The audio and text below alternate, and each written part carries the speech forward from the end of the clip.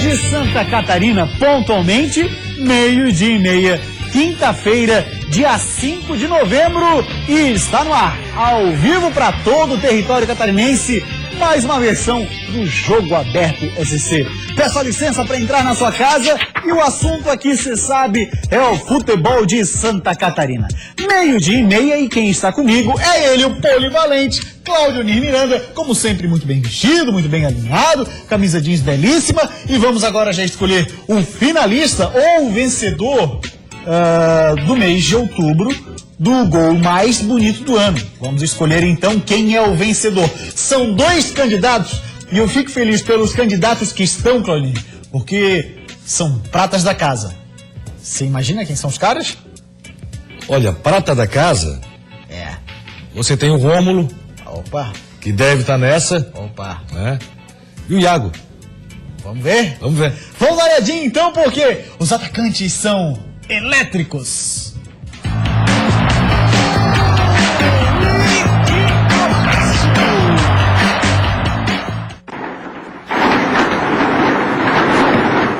Sabe aquelas crianças agitadas que aterrorizam as festinhas dos amigos? Os atacantes catarinenses estavam assim no mês de outubro, elétricos, cheios de energia, e incomodaram as defesas adversárias. O primeiro a aterrorizar foi Cleitinho do Figueira. Ele ajudou na marcação-pressão, saiu tocando de lado de pé e foi para a área completar. Golaço do Furacão contra o Flamengo. E o segundo eleito do mês de outubro foi Rômulo do Avaí. Ele incomodou até conseguir ficar com a bola e quando conseguiu, mandou esse chutaço na gaveta. Golaço do Avaí contra o Cruzeiro. E aí, qual é o gol mais bonito de outubro? Molecada da base estrelando a finalíssima do mês de outubro. De um lado, o Cleiton Figueirense, que está numa fase espetacular, jogando muita bola.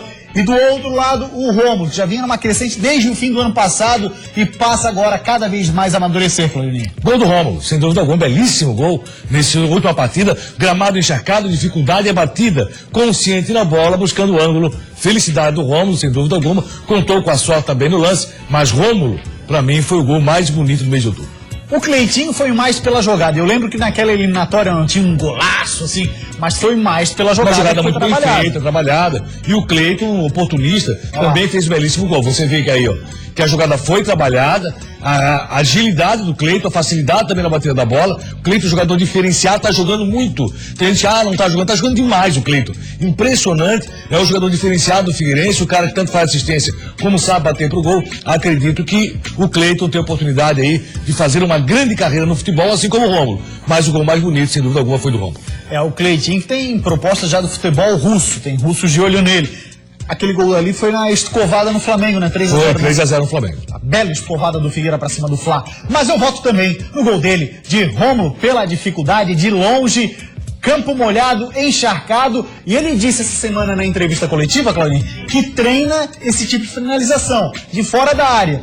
E nada mais o treino é do que uma repetição. Você estar depois do treino ali dado pelo técnico, no trabalho tático, no trabalho físico, sei lá, e insistir nesse chute de longa distância para aperfeiçoar. E fica a dica pra molecada que quer jogar bola. Tanto é que muitos treinadores fazem mais treino de repetição do que propriamente no tático. Eles vão repetindo algumas jogadas e o Rômulo, sem dúvida alguma, se ele treina esse tipo de jogada, ele está mais que correto. O jogador tem tempo para isso. Ele pode fazer isso durante muito tempo. E por isso o Rômulo acabou acertando esse belíssimo chute, gol mais bonito de outubro, uma facilidade impressionante do Rômulo na batida da bola, num jogo que foi muito complicado, difícil, o estado do gramado dificultava ainda mais. Então o Rômulo vence o gol mais bonito do mês de outubro e se junta aos outros 9 finalistas. Agora nós temos 10 contando o Rômulo, lembrando que é no mês que vem, em dezembro, a escolha aí sim, através do site bandsc.com.br.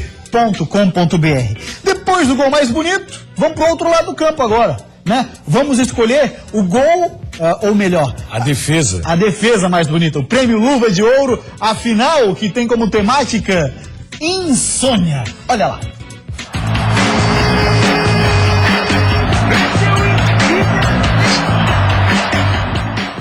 Momento denúncia. Tem gente que tá sonolenta no volante e com o copiloto quase dormindo também. Que sirva de alerta. Acorda, rapaz. Funções como motorista e goleiro exigem atenção em todos os momentos. Nada de dormir. Siga o exemplo dos goleiros catarinenses.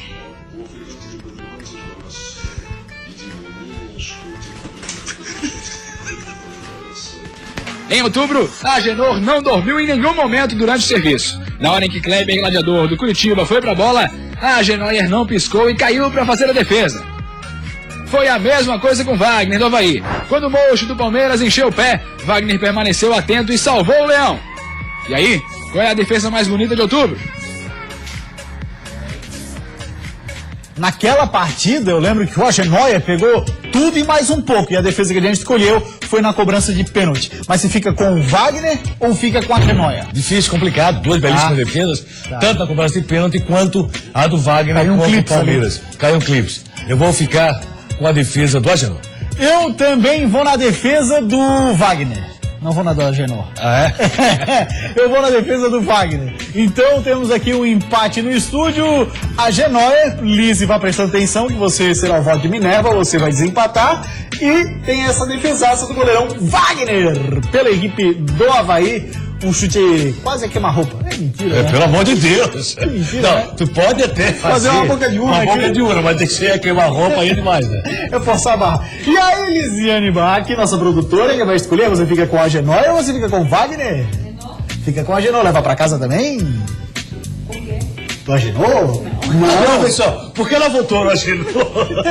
Ficou na bronca, pô. Só pra encher o saco. A Agenor, então, é o finalista vencedor do mês de outubro, se junta com os outros grandes vencedores dos 9 meses anteriores. Então nós temos já 10 goleiros no prêmio Luva de Ouro 2015. Muito bem, vamos agora falar do futebol catarinense, o que está rolando por aí, Cláudio Miranda, notícias nada animadoras, referente ao metrô Bala do Vale. Que saudade de falar metrô Bala.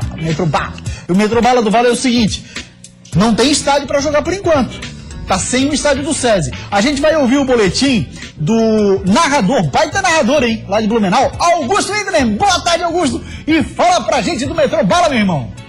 Olá, Gustavo, boa tarde também para você que está ligado no Jogo Aberto. A diretoria do Metropolitano está nesse momento em reunião com o prefeito de Jaraguá do Sul, Dieter Jansen, e com o presidente do Juventus. A ideia é buscar apoio do poder público jaraguense para que o clube possa disputar o Campeonato Catarinense no ano que vem no estádio João Marcato.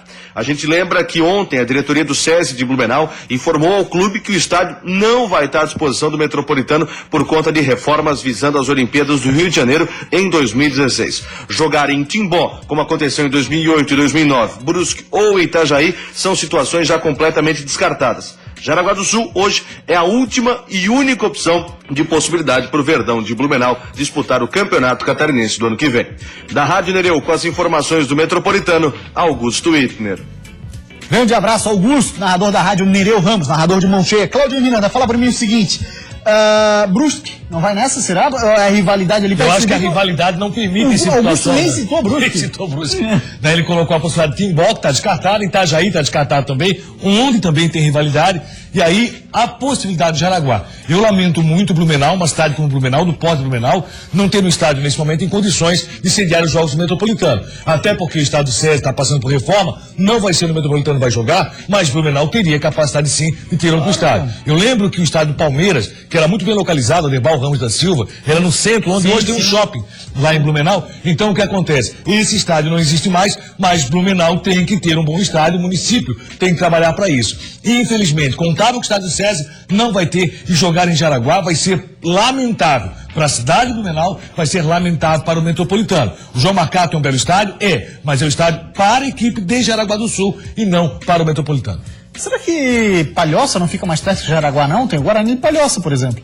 Pois você vai jogar a Palhoça também não tem nada a ver com o Metropolitano, entendeu? Eu vejo a dificuldade do Metropolitano muito grande para esse ano jogar no campeonato estadual numa situação em que vai ter que jogar ou em Jaraguá, ou na Palhoça, ou em Itajaí, em qualquer local que possa ser. O que eu vejo é muita dificuldade, muito ruim para o futebol do Blumenau e do Metropolitano, que tenta ser a sexta força do futebol catarinense. Pois é, e uma coisa que já era esperada há algum tempo, né? Porque o estádio do SESI, a gente sabe, já estava ali aprovado pelo Comitê Olímpico Internacional para ser utilizado já há algum tempo. Então essa providência deveria ser tomada já lá atrás. Como se disse, a questão de Timbó, se é viável, se programasse muito antes e deixasse o estádio preparado para receber o Pela jogo. proximidade, ou seria Timbó ou seria Itajaí.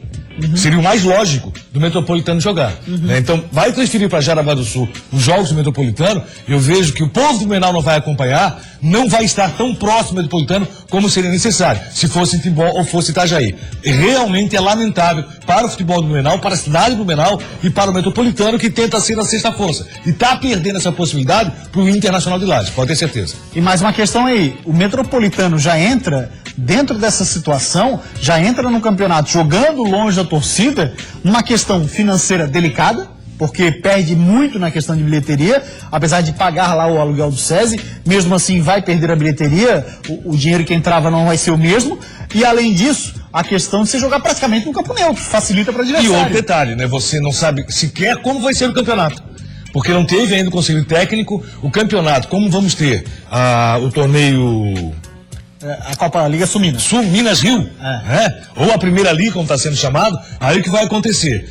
O campeonato vai aguardar a definição concreta dessa liga para depois vermos as datas que teremos o campeonato. E a forma de disputa desse campeonato também vai mudar. Sim. Então tudo isso para o Metropolitano vai ser muito ruim, pode ter certeza. Se joga em campo neutro, a possibilidade do Metropolitano estar mal no campeonato é muito grande. Eu não vejo o Metropolitano como uma força nessa competição, jogando fora de Blumenau, ou jogando tão longe de Blumenau sem o seu torcedor. Vem cá, e falar em rebaixamento por conta desse motivo, é um discurso muito precipitado, não? Não, é uma possibilidade. Vamos ver o que vai acontecer com o Metropolitano. No momento que você sabe que não vai ter a arrecadação necessária, que financeiramente o clube vai sofrer muito, o que vai acontecer? Você vai montar uma equipe num padrão menor. Claro, e a diretoria do Metropolitano sabe disso. Monta a equipe em padrão menor, não vai poder, por exemplo, tentar aquela vaga na Série D. Vai ser muito difícil, o que sempre acontece com o Metropolitano. Então, aí o torcedor se afasta, não tem financeiramente como ter um bom elenco, logicamente você acaba correndo o risco, sim, de rebaixamento. Você lembra quando Cruzeiro e Atlético Mineiro jogavam na Arena do Jacaré, como é que eles estavam na situação? Sempre flertando com o Z4 do Campeonato Brasileiro. E aqui a gente está falando de elencos qualificados e que passaram, olha, perrengue por jogar longe de casa e até com um certo apelo popular que tem os times ali na região de Minas Gerais. Qualificados, financeiramente muito bem, tanto Cruzeiro como Atlético Mineiro, porque tinha uma boa verba para disputar os jogos mesmo, sendo longe de casa. O que não vai acontecer com o Metropolitano. A verba que o Metropolitano vai ter para disputar o Catarinense vai ser pequena. Então é uma situação muito complicada. Por tudo isso, acredito que vai perder muito a cidade do Blumenau e principalmente o Metropolitano. O Mu lembra a gente aqui, o Marcílio Dias, né? Que jogou em Camboriú, também teve dificuldade quando jogou em Camboriú. Sim. E foi rebaixado naquela oportunidade. Então, de fato, é uma situação delicada. O Metropolitano tem que abrir o olho e aparece, só jogar. Não, muda muita coisa. Muda muita coisa, sim. Desde a parte financeira até a empolgação da torcida que ajuda o time a vencer. 12h e 43 minutos, a gente vai para uma rápida parada. Depois do intervalo, você sabe muito bem, um assunto por aqui é um só. A chuva. Não, mentira, futebol. Avaí antecipa a viagem e vai na sexta pela manhã para Curitiba, sem Everton Silva e sem Marquinhos Santos. Vão fazer o melhor para honrar a camiseta que eles vestem. Todos que estão lá são profissionais e creio que vai ser um jogo muito disputado. A gente sabe que dentro de casa a gente tem que fazer prevalecer o mando de campo, porque a gente também precisa muito desses 3 pontos. Só depende da gente, pra gente permanecer na Série B, então a gente olha pra gente, tudo que a gente precisa é vencer. O potencial é um jogo de muita responsabilidade nossa também, temos que buscar a vitória de qualquer jeito, é importantíssimo ganhar dentro de casa. 12h e 45 minutos, agora vamos falar no Criciúma, que joga no sábado contra o Botafogo. O jogo acontece 5h30 da tarde no estádio Heriberto Rios. Um jogador tinha a expectativa de ir para a partida, afinal de contas, e reencontrar velhos colegas, o pessoal do Rio de Janeiro, porque ele vem de lá. Porque não está mais no Tigre, foi dispensado. -1 no Tigre. Hugo participou de 9 jogos e só fez esse gol aí contra o Ceará. O atacante já não faz mais parte do elenco do Criciúma. Despedidas frequentes nos últimos dias. Foram pelo menos 10 dispensas desde a chegada do novo presidente. Nada que possa abalar muito a equipe, já que a 4 pontos da zona de rebaixamento e tendo o líder pela frente, Não há muito tempo para lamentos. O foco é vencer os jogos, né? Só depende da gente, pra gente permanecer na Série B, então a gente olha pra gente, tudo que a gente precisa é vencer e somar o maior número de pontos possível, aproveitar as oportunidades, principalmente jogos agora dentro de casa, a gente tem que fazer de tudo para somar pontos. Na reta final da Série B, o Tigre precisa vencer pelo menos mais 2 partidas para chegar aos 45 pontos, que para os matemáticos é o número salvador na era dos pontos corridos. Pois é, Cláudio Onir Miranda, vem cá, não é complicado ficar dispensando o jogador aí nessa reta final quando o Criciúma ainda tem, querendo ou não, matematicamente, uma chance de entrar no Z4? Pior é você ter no grupo um jogador totalmente desmotivado, um cara que não tá fazendo nada, um cara que não tá brigando pela camisa do Criciúma. E o Criciúma esse ano rasgou dinheiro. E isso é fato, isso é real. Marcos Assunção fez um jogo pelo Criciúma. Paulo Sérgio não jogou nada pelo time do Criciúma. Hugo foi outro que não apresentou nada, não modificou nada. O time do Criciúma foi montado de forma totalmente errada. Eu tô com o Roberto Cavalo, acho que realmente tem que limpar o grupo. Quando você tem um grupo muito inchado, alguns jogadores começam a fazer aquela corrente, né? Que é justamente contrária àquilo que você espera. Começa a remar o contrário. E o Criciúma não cai. Eu já falei sobre isso aqui. Acho que o Ceará tem grande possibilidade de não cair. E quem vai para essa vaga é o Macaé. Macaé está com sérios problemas de pagamento. A partir do momento que a prefeitura saiu do time do Macaé, o Macaé entrou numa queda impressionante. Alguns jogadores já deixaram o Macaé, seu treinador deixou, acabou indo para o Ceará. Então o que acontece? O que eu vejo é que se o Ceará pode realmente fugir, ele pode, numa campanha até maravilhosa do Ceará no retorno do campeonato, numa arrancada sensacional, o Ceará viveu no turno do campeonato uma situação pior do que o Vasco viveu. E mesmo assim, o Ceará conseguiu a recuperação. Então, o que eu vejo? O Criciúma tem jogo com o Botafogo, onde tem que ser o jogo da vida. Um ponto é um grande resultado, é um bom resultado para o time do Criciúma. Pontuar na partida. Ah, tem que ganhar? Não. Pode empatar. Porque depois, aí sim, tem que vencer de qualquer forma. O adversário é boa, equipe que não vem bem na competição, equipe para ser vencida. Aí é o jogo da vida. 4 pontos em 2 jogos vão ser excelentes para o time do Criciúma. Então o que eu vejo? O Criciúma corre risco de cair? Matematicamente sim. Mas pelo futebol que vem apresentando e pelo que as outras equipes apresentam, acho que o Criciúma tem toda a condição de se manter na Série A. E tá certo sim, tem que dispensar esses jogadores que ficam atrapalhando e não fazem nada de bem pro grupo. Certamente o técnico Argel Fux, ele falava nos bastidores pra gente, olha, o mais difícil que tem em você ser um técnico de futebol é administrar egos de 30 pessoas, né? Porque você tem 11 atletas, os titulares, e mais aqueles, agora são mais 11 que você pode relacionar, e 8 que vão ficar de fora. Você imagina administrar o ego de 40 pessoas, entre elas um Hugo que não admitia ser banco no time do Avaí. Entre elas o Marcos Assunção, que ainda acha que é o cara, infelizmente não é. É um bom jogador da bola parada, só. Nada mais do que isso. Então, por tudo isso, contratações feitas, o Paulo Sérgio, que foi totalmente errado, o time do Criciúma jogou errado do início ao fim. E isso ficou muito claro. Tanto é que bons jogadores que poderiam aparecer no Criciúma acabavam sucumbindo. E tem um detalhe, hein? Macaé e Criciúma ficaram de olho sexta-feira em Ceará e ABC. Criciúma com 39 pontos. Eu acho que dá Ceará. Também acho. Criciúma com 39 pontos. No caso, o Ceará com 35. Ceará vencendo o ABC, que é o natural, pela crescente que vem no campeonato, chegaria a 38 e ficaria a 1 ponto do Tigre. Aí o Criciúma, que só depende dele, precisa fazer a parte dele daqui pra frente. E 4 pontos para o Criciúma nesse momento, sem dúvida alguma, vem muito bem. O empate com o Botafogo já é bom, e aí a vitória pra cima. Aí sim, a vitória pra cima do Boa, se não começa, aí não seria mais nem teoria da conspiração. Aí começa uma situação perigosa pro Criciúma. Muito bem. E agora eu vou falar com você, que quer investir em sua carreira. Chegou a sua vez de estudar na Uniaselv. A Uniaselv é a maior instituição de ensino privada de Santa Catarina. São mais de 30 opções de cursos para você escolher os professores, que são mestres e doutores com experiência reconhecida. Confira os 7 melhores cursos do estado, segundo o MEC. Estética e cosmética, educação física, engenharia de produção, comunicação social, serviço social, gestão comercial, curso no EAED e tecnologia em desenvolvimento e análise de sistemas. Escolha o curso que mais se identifica com você. Chegou a sua vez de ter um diploma valorizado, que dá orgulho e conquistar uma vaga no mercado de trabalho. E mais, pague de 30% ou até 50% da mensalidade sem juros. Consulte condições no site. Vai perder essa oportunidade? Vestibular Uniaselv 2016.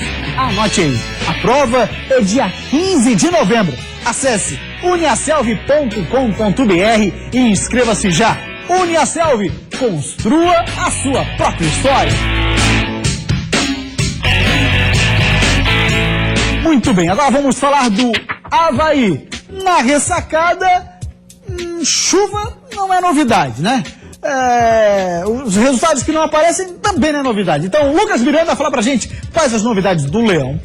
Que tá chovendo muito em Floripa, isso tem atrapalhado os treinos do Avaí, e isso todo mundo já sabe. A nossa preparação durante a semana também está sendo muito difícil por causa da chuva, que não para de chover aqui. Nossos campos de treinamento estão todos lamaçados, alagados. E o Avaí só tá pensando em vencer de novo fora de casa, já que a última vitória longe da ressacada foi dia 7 de junho contra o Goiás.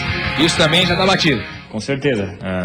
As equipes que estavam mais abaixo ali, 2, 3 posições atrás, a gente encostou. Tá 1, 2 pontos agora, então não tem outro resultado que não nos favoreça a não ser a vitória lá em Curitiba. Pois é, mas todos esses assuntos já vêm sendo comentados aí nos últimos dias. Mas tem uma nova especulação.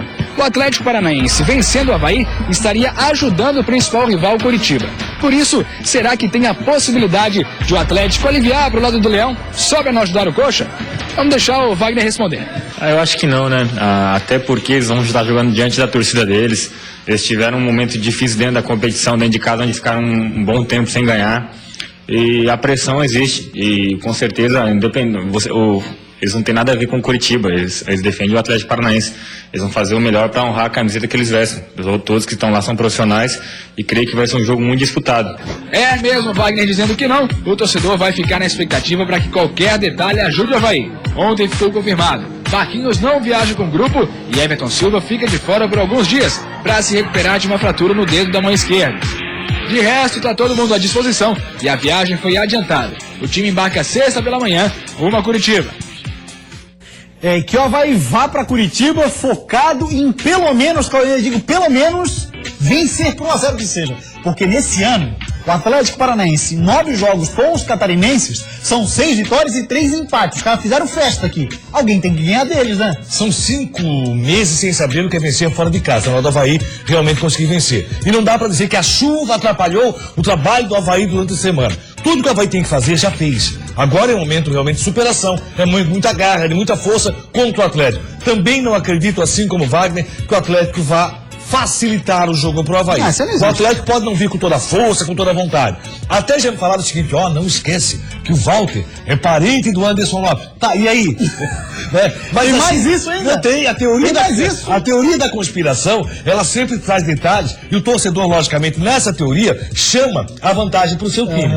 A história realmente é a seguinte, o Avaí tem que buscar um bom resultado, o Avaí tem que buscar a vitória. E o Avaí, nesse jogo com o Atlético, vai ter uma condição de um Atlético não tão forte, não tão focado, mas não focado por quê? Porque não existe aquela situação, o que é que eu estou buscando no campeonato? O Atlético já está no 2016, mas mesmo assim é o Atlético, tem que brigar para não ficar na zona de rebaixamento do retorno, sim, que é uma situação complicada para o Atlético, que fez uma campanha sensacional no turno da competição. E se o Atlético pensa em montar um time para 2016, qual vai ser o time? Os jogadores têm que fazer o seu papel e demonstrar dentro do gramado que tem condições. Mas eu ainda confio que o Avaí vai reverter a situação e vai buscar essa vitória que há tanto tempo não vem fora de casa. São 5 meses, quando entrar no gramado, que o Avaí não sabe o que é vencer, fazer 3 pontos fora da ressacada.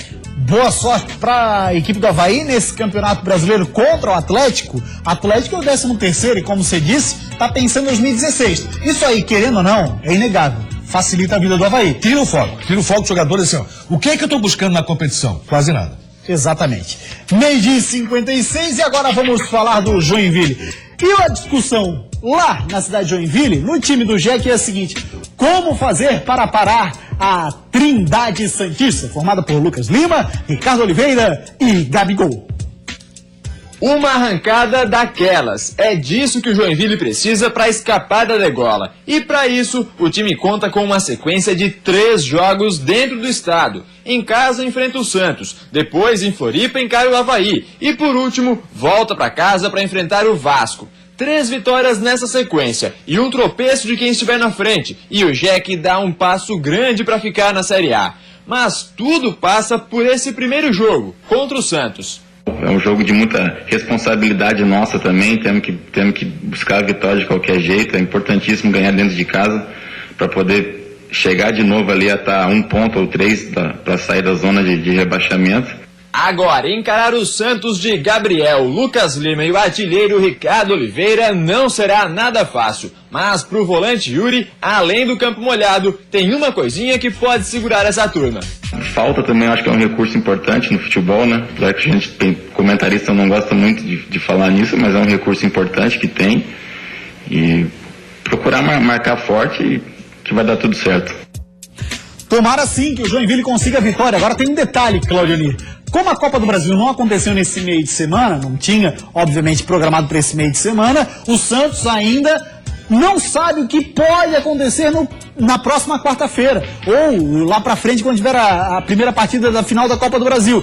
Porque é o 4º colocado e quer buscar a vaga dentro do G4 ou G5, que seja para chegar numa Libertadores. Eu não sei qual bola vai rolar em Joinville, se vai ter condições de rolar, até porque eu assisti ontem o jogo envolvendo Joinville e São Paulo pela Copa Brasil Sub-20. Olha, aquela parte do gramado lateral que fica na frente das sociais está impraticável. A bola não rolou ontem em Joinville. Foi só chutão de Joinville e São Paulo a todo momento. E são 2 equipes tecnicamente muito boas. O Joinville tem uma estrutura muito boa no seu Sub-20, assim como tem o São Paulo. O jogo valia pela semifinal, o São Paulo venceu lá no final da partida, mas a bola não rolou em momento algum.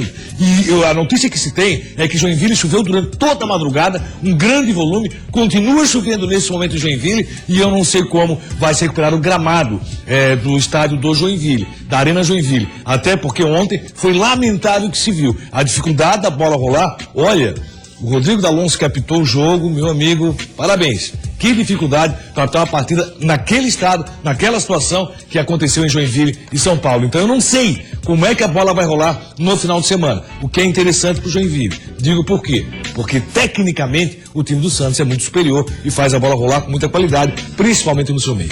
Aí pelo menos aí a gente teria uma equiparação na questão técnica, mais na força do que na técnica, né? No caso aí isso pode vir a favor do Joinville. Vamos ver durante a partida, porque realmente, se continuar nas condições que nós tínhamos ontem, essa bola não vai rolar. A gente vai para uma rápida parada depois do intervalo. Segue por aqui em Florianópolis, chovendo. Olá. Sim, a gente quer ir lá buscar nossos 3 pontos para garantir a nossa permanência na Série A. Mas pro próximo jogo contra o Atlético Mineiro, dentro de casa, Marquinhos garante que já está 100% e com ritmo de jogo em dia. Claro que o ritmo nunca vai ser o mesmo dos demais que vinham jogando e até do ritmo que eu estava quando me lesionei. Isso é Jogo Aberto SC. Voltamos com o Jogo Aberto SC e agora vamos falar do Figueirense. O zagueiro Marquinhos reconheceu que de fato não está no melhor possível, ou no jogo contra o Coritiba não fez o melhor que poderia e o que vinha jogando. Mas ele promete que para a próxima partida dará a volta por cima.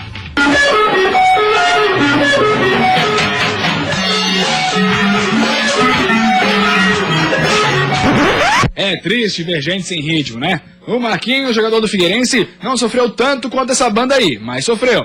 Acho que você ficar fazendo comparação é complicado. Tá bom, Marquinhos, não tá mais aqui quem falou. A gente sabe que foi difícil pra você voltar a jogar depois de tempo parado. Deu 80 dias, né?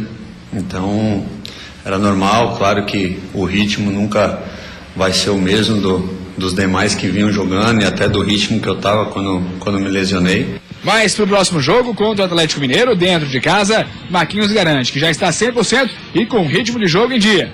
O ritmo do Atlético Mineiro é que vai ser um mistério. Com chances remotas de conseguir o título depois da derrota pro Corinthians, tem gente que acha que o Galo vai vir de sangue doce pra Floripa.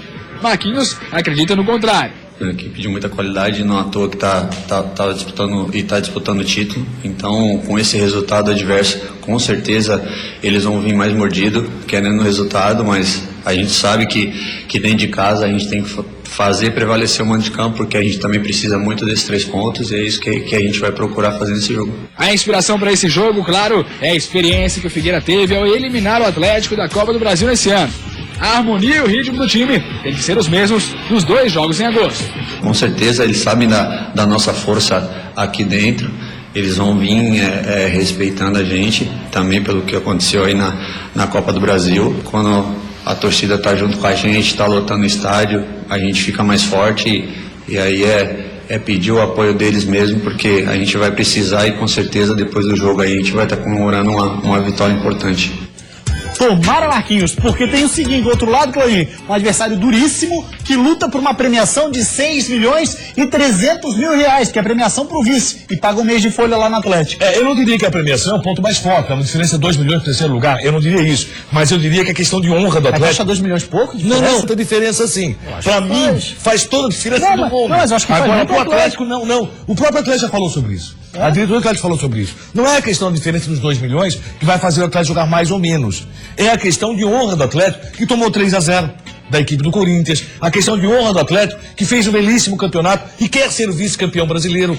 Até porque, até na Libertadores, não dá tanta diferença. Né? Sendo segundo ou terceiro, você vai pro sorteio da mesma forma, não é cabeça de chave. Mas o que o Atlético quer realmente é a questão da honra de conseguir novamente fazer uma vitória no Campeonato Brasileiro. Vai ser um jogo difícil, complicado, Figueirense, que dentro de casa tá devendo. Figueirense não tem feito o dever de casa, embora tenha jogado muito bem contra o Santos.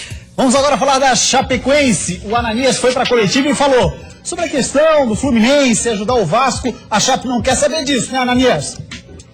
Eu sei, a gente quer ir lá buscar nossos 3 pontos para garantir a nossa permanência na Série A. Se não conseguir a vitória, pelo menos o empate, é importante pontuar nesse finalzinho do campeonato. Esquecer isso que estão se falando aí de Vasco, esquecer isso, a gente está fora disso. A gente quer a nossa permanência na Série A.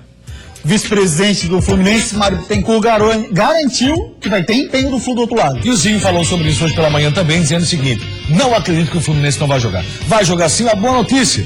Flamengo reintegrou 5 jogadores que estavam dispensados. Flamengo e Goiás, pelo menos a expectativa é um pouco melhor. Valeu, Carlos Miranda, grande abraço. O Jogo Aberto SC de hoje fica por aqui. A gente volta amanhã ao 12:30. Pra você, uma ótima tarde. Tchau, até amanhã.